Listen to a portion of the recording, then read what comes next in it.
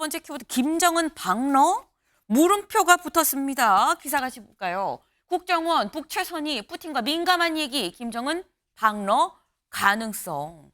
저희 아까 일면에서 봤던 얘기죠. 이 얘기가 어디서 나왔냐. 국정원에서 어제 국회 정보위에 보고한 내용입니다. 직접 들어보시죠. 특히 주목될 점은 러시아 측에서 최초에는 난색을 표명하던 푸틴과의 면담을 11월 4일 날 성사시켜냈는데 이것은 체류 일정을 하루 이틀 더 연장해 가면서까지 푸틴을 만나고자 했던 북한의 노력이 좀 돋보였고 그리고 휴일 날 만난 것으로 추측이 되는데 그 정도로 중요한 사안들이 논의되었을 것으로 최선희 푸틴 대통령 면담 시에는 상당히 중요하고 민감한 얘기가 있었을 것이다. 단순히 의전용은 아니었을 것이다 라고 하는 판단이 제시되었고요. 특히 김정은이 러시아를 방문할 수 있지도 않느냐라고 하는 조심스러운 관측도 제기되었습니다.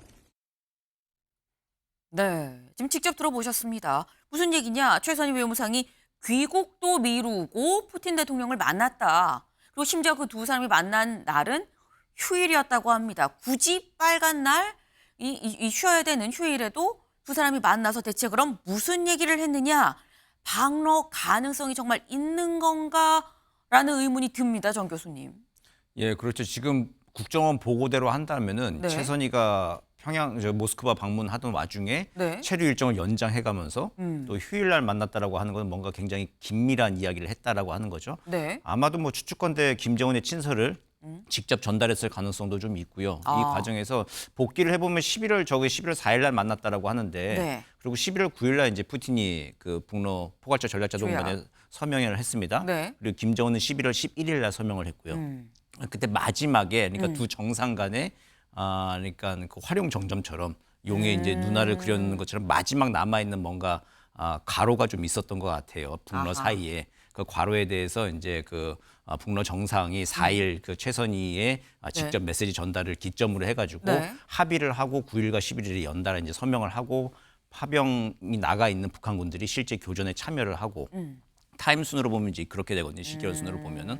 그래서 마지막 남아 있는 뭔가 북러 정상 간의 긴밀한 약속을 그 4일부터 한 9일 즈음에 마무리가 좀 된 것 같고요. 거기에 이제 뭐 국정원에서는 지금 방러 가능성도 포함된 거 아니냐 이렇게 네. 지금 보고를 한 상황입니다. 예. 지금 말씀을 들어보면 11월 4일이라고 하면 조약 체결하기 그 직전 며칠 상간인데 마지막에 아마 그 조약에 들어갈 혹은 그 이면에 이 얘기가 될 뭐 괄호를 좀 마지막으로 채우는 과정이 아니었겠느냐라는 말씀을 하셨는데 그렇다고 한다면 이 괄호가 무엇일까라는 의문이 나올 수밖에 없어요, 교수님. 예, 그렇죠. 지금은 뭐 방러 가능성 이제 이야기가 나오는 네. 건데요.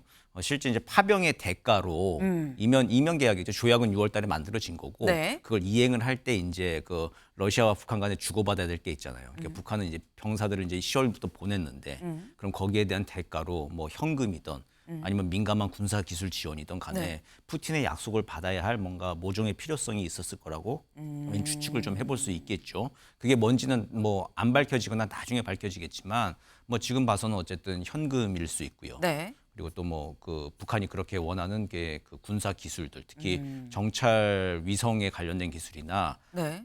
특히 ICBM 그 대기권 재진입 기술에 대한 이제 북한의 수요가 좀 높을 것 같아요. 네. 이거는 ICBM 대기권 재진입 기술은 이게 러시아 입장에서는 미국과의 게임이지 북한과 뭐 이렇게 할 수 있는 이야기는 아닌데요. 이제 네. 거기에 대해서 북한은 지금 목마른 상태이기 때문에 대기권 재진입 기술 등등을 포함해가지고 아주 민감한 기술 지원 등을 아마 요구했고 거기에 대한 일정 부분에 이제 푸틴의 약속이 좀 있었을 가능성을 우리가 생각해 볼 수 있습니다. 네.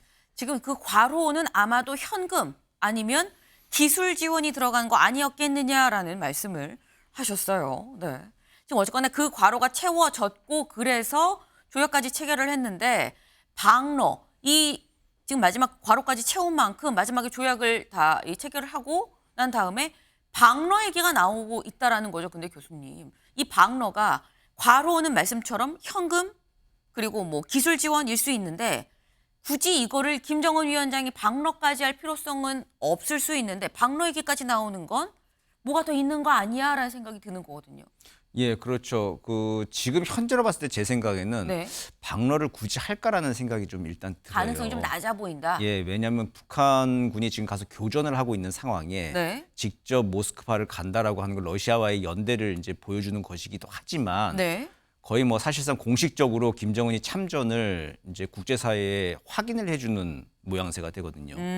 이렇게 됐을 때는 국제형사재판소에 이제 푸틴과 함께 공동 정범으로 기소가 되는데 이제 뺄 수 없는 사실 증거들이 되는 상황인데 거기에 김정은이 제 발로 걸어 들어갈까라는 생각은 좀 한번 해봅니다. 그래서 네. 근데 만약에도 방러가 이루어진다라고 한다면은 네.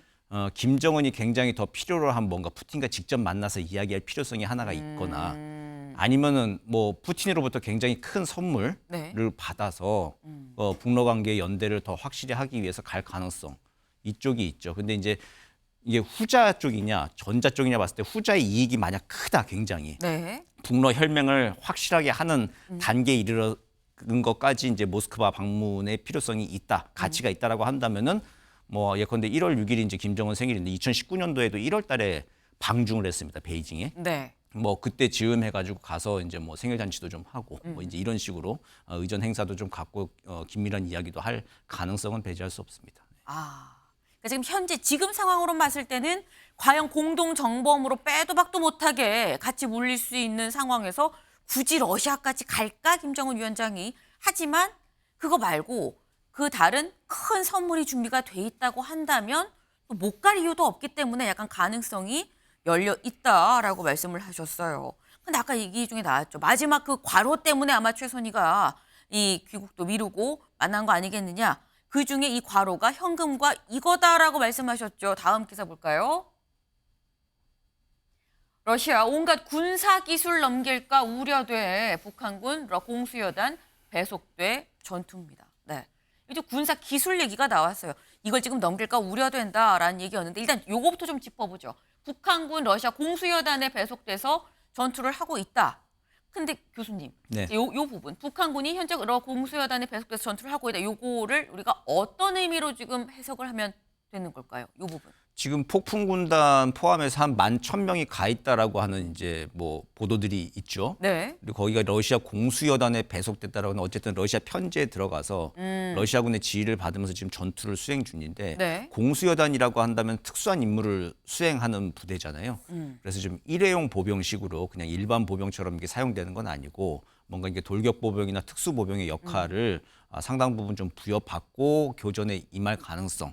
이제 이렇게 봐야 될 것 같습니다. 예. 완전히 러시아 이 군대의 편제로 들어가서 거기에서 지금 같이 움직이고 있다라고 봐야 되기 때문에 의미가 있는 부분이다라고 말씀을 하셨어요. 근데 그럼 여기 군사 기술 부분요, 교수님. 이 기술 부분에서 화성 19형 최종 완결판이라고 쐈거든요. 우리 성공했다라고도 지금 북한이 얘기를 했는데 여기서 추가적으로 또 어떤 군사 기술을 더 얘기를 하는 것이냐라는 의문도 있습니다. 그 화성 19형은 특징이 이제 다탄두로 추정되는 것. 그러니까 뭐 한 번만 그냥 한 곳만 때리는 게 아니라 여러 네. 군데를 산발적으로 쏴서 이제 그 공격할 수 있는 거 하고 대기권 재진입 기술이 상당 부분 개량됐다라고 이제 북한은 뭐 주장하고 있는 것이고 네. 또 뭐 그렇게 추정들은 되고 있는데 근데 이제 그게 만만치는 않습니다. 이렇게 뭐 한두 번 해가지고 되는 것도 아니고 그래서 러시아 측의 이제 군사기술 지원을 좀 받아야만 하는 건데 앞서 말씀드린 대로 근데 이제 러시아 입장에서는 이거는 그 자기들의 ICBM 기술은 그 미국하고의 게임이지 뭐 북한한테 이제 이렇게 줘서 또 자기 앞마당에 있는 북한이 아무리 지금 현재 우방국이고 동맹국이라고 하지만 네. 북한이 핵 능력을 이렇게 강화해서 가지는 것 달가울 리는 없거든요. 그러니까 핵 보유국 5개 나라 이건 고유명사기 때문에 네. 그 5개의 나라들은 다른 나라들이 실질적인 사실상 핵 능력 국가라 하더라도 더 강화된 핵 능력을 가지는 거를 달가할 리는 없죠. 기득권자들이기 때문에. 그렇기 때문에 과연 그렇게 그 대기권 재진입 기술과 같이 완벽하게 100% 넘길까? 좀 넘겨주는 신용은 할 수는 있겠죠. 네. 네, 그렇지만 이게 100% 넘기는 일이 있을까? 지금 단계에서 봤을 때는 조금 의문의 여진이 있습니다. 네.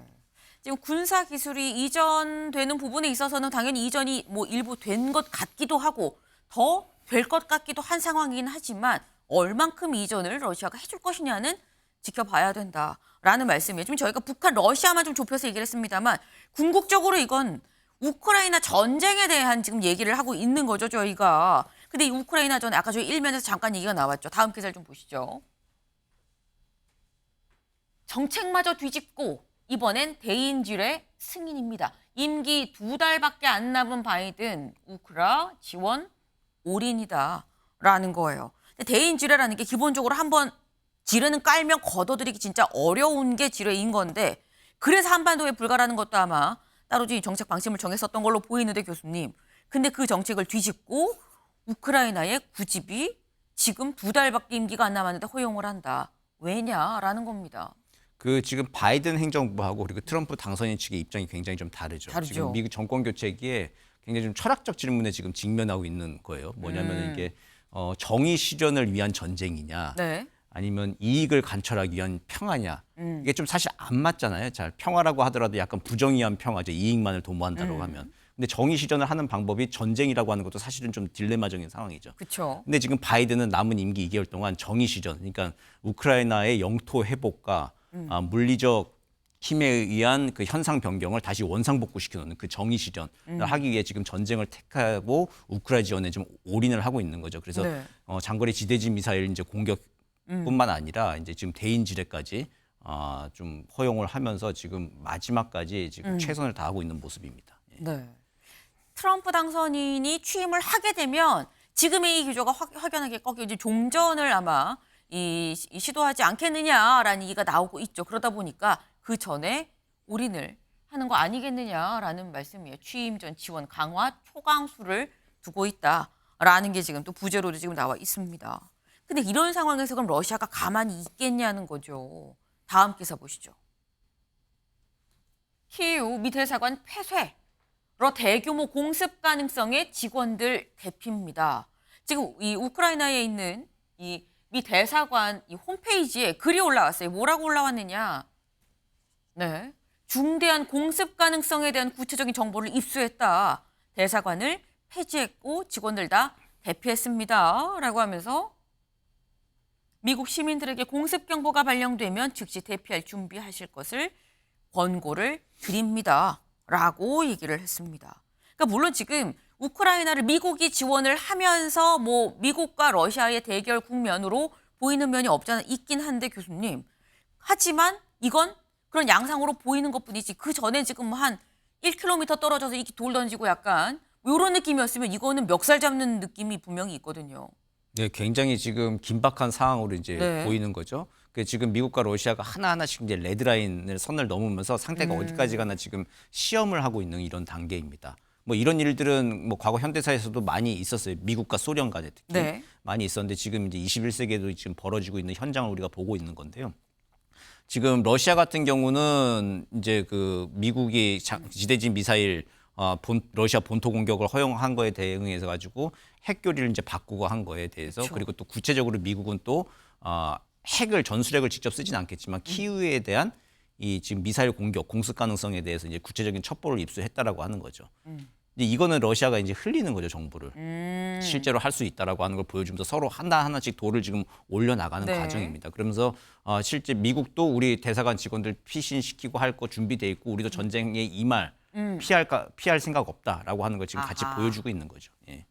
미 대사관에서 이렇게 한다는 거는 우리도 싸우면 받아들이겠어. 맞서 싸울 거야. 도망 안 가라는 얘기가 될 수 있다라는 겁니다. 오늘 만평이 이런 만평이 나왔어요. 만평 같이 보시죠. 지금 교수님이 하나하나 지금 돌을 쌓아 올리고 있는 상태다라고 말씀하셨는데 미국이 봉인 해제해준 우크라이나발 장거리 미사일이 날아오고 있죠. 여기에 더해서 대인지뢰도 같이 날아오고 있습니다. 어디에? 러시아에 지금 하고 있는데 그러니까 푸틴으로 보여요. 푸틴이 뭐라고 얘기하냐. 핵봉인 해제 준비를. 교수님. 러시아가 핵을 쓸 가능성도 있을까요? 이거는 정말 알 수가 없는 거 왜냐하면 2022년도 2월 달에 네. 그 모든 많은 수의 국제 전문가들과 러시아 전문가들이 다 틀렸어요. 러시아가 전면전을 할 거다라고 하는 예상을 늘 못했거든요. 그러니까 근데 이게 푸틴이 어쨌든 그 전술핵 사용은 하지 않도록 이제 기대를 하는 이제 전망을 좀 해야 되는 거죠. 그 기대를 할 수밖에 없는 상황이고 푸틴밖에 뭐 그 속내는 알 수밖에 없지만 네. 근데 전술핵 사용과 재래식 사용하고는 이제 차원이 다른 이제 문제이기 때문에 아마 푸틴도 2022년도 2월 달에 우크라이나를 이제 재래식 침공하는 거와는 또 다른 신중한 결정을 내리지 않을까 그렇게 생각을 합니다. 네. 교수님 말씀이 더 마음을 무겁게 하는 면이 없잖아 있습니다. 우크라이나 전쟁도 정말 벌일지 몰랐던 푸틴이기 때문에 어떤 결정을 할지 알 수 없다. 다만 그러지 않기를 바라본다라는 게 마지막 말씀이셨네요. 저희는 다음 키워드로 넘어가 보겠습니다.